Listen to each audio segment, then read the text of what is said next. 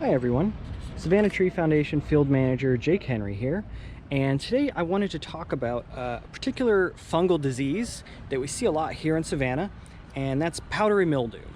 There are actually a lot of species of this fungus that can cause the powdery mildew disease.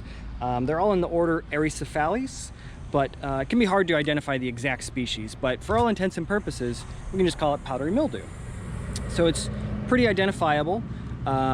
You'll see a sort of powder on the leaves. Let's see if I can get this to focus to make sure you all can see it.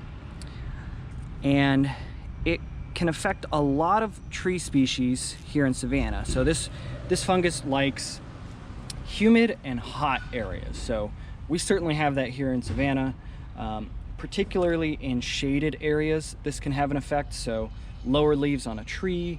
If a tree is sort of in the understory underneath another large tree like a live oak, this disease can be pretty common.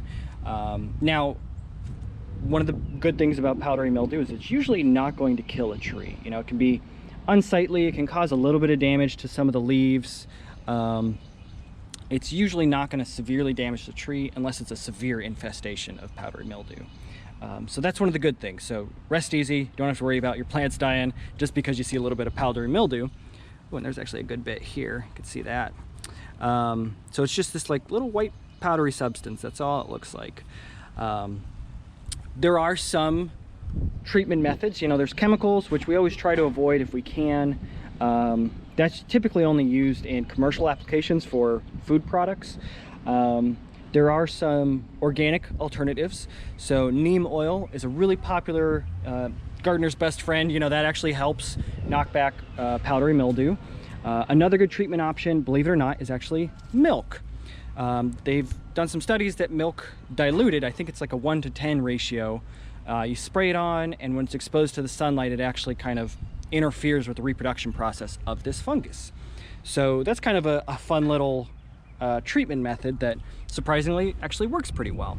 You can see some more here. Oh, and I forgot to mention, so this tree that we're looking at right here is actually a crepe myrtle. So there are many cultivars of crepe myrtle. This one was actually donated to us, so we're gonna find a good home for it soon. This variety, or excuse me, this cultivar has these really dark purple leaves, really beautiful. However, we can see that it's not resistant to powdery mildew. But there are some cultivars that are resistant. So if you're out looking at crepe myrtle cultivars, you may notice some have Native American names. So Natchez, Muskogee, Sioux. These cultivars that have the Native American names are all actually resistant to powdery mildew. So that's something to keep an eye out for if you're in the market for crepe myrtle. And again, as I mentioned, this really isn't going to kill the tree unless it's a really severe infestation. So this is, you know, it's really mild. I'm not worried about this tree. But it is always nice to not have to worry about it. So if you're looking for crepe myrtles, look for one of those Native American cultivars, and they're already resistant to it.